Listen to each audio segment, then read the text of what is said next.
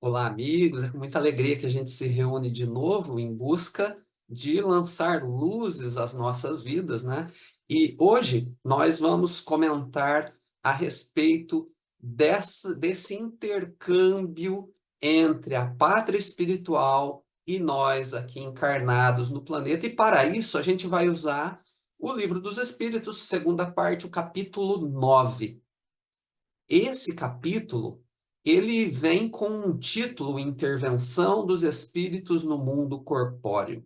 E a gente já vê aqui a ideia dessa intervenção dos espíritos. Espíritos, vamos lá, o que é um espírito? O espírito é uma alma na erraticidade, ou seja, um homem desencarnado, que a partir da sua desencarnação vive, então, na pátria espiritual. Essa é a definição de espírito segundo a doutrina espírita.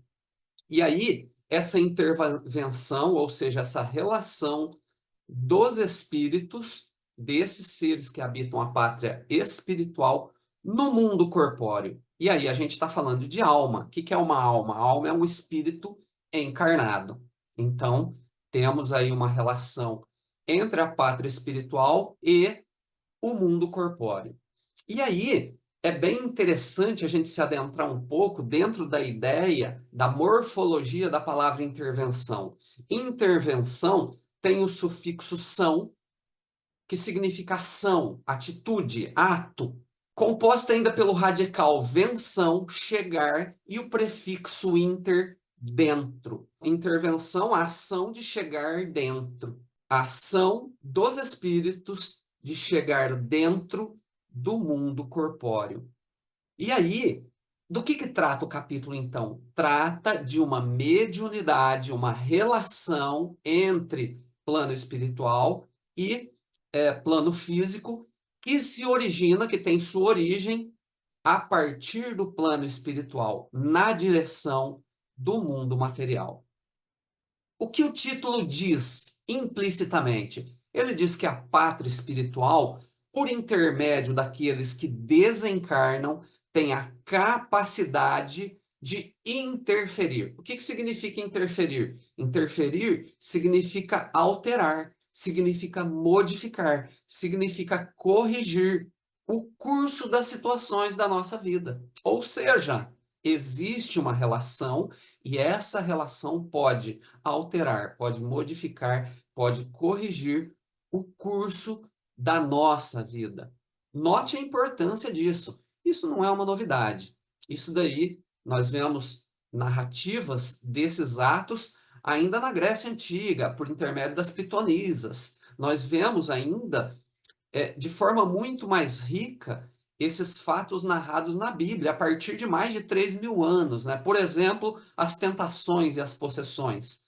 As tentações, as possessões, são elementos que nos são oferecidos em grande número na Bíblia e que são exemplos dessa relação.